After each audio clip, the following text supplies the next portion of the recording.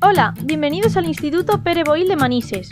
Nuestro centro, ubicado muy cerquita del aeropuerto y a unos 10 minutos de la parada de metro de Rosas en Manises, es el instituto de enseñanza más grande de Manises, con 840 alumnos y una plantilla de 91 trabajadores entre profesores, administrativos y personal laboral.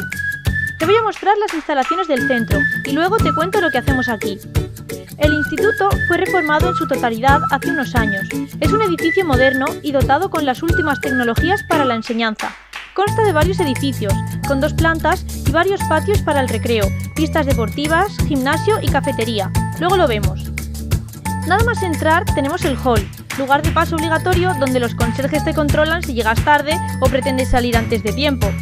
Si vas hacia la derecha, llegarás a las aulas de bachiller y bachillerato internacional, a la de tecnología y a la de plástica. Yo les llamo aulas de inventos. Si vas hacia la izquierda, llegarás a los despachos de dirección, secretaría, sala de profesores, biblioteca y talleres de tecnología de la ESO.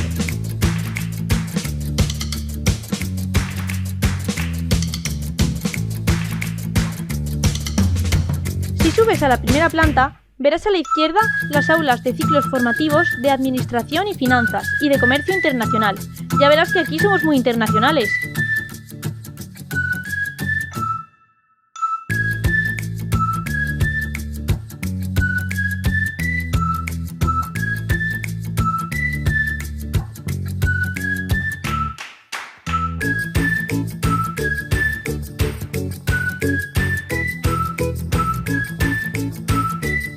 A la derecha están las aulas de la ESO, el laboratorio de idiomas y los laboratorios de física y química, biología y el aula de música.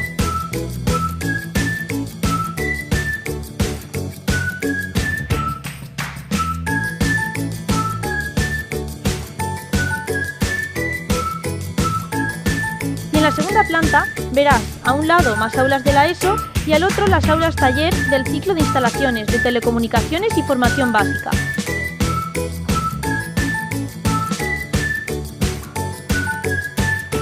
Lo de internacional no es broma. Aquí aprendes aunque no quieras. Solo de ver a los demás aprender ya aprendes. Formamos ciudadanos del mundo.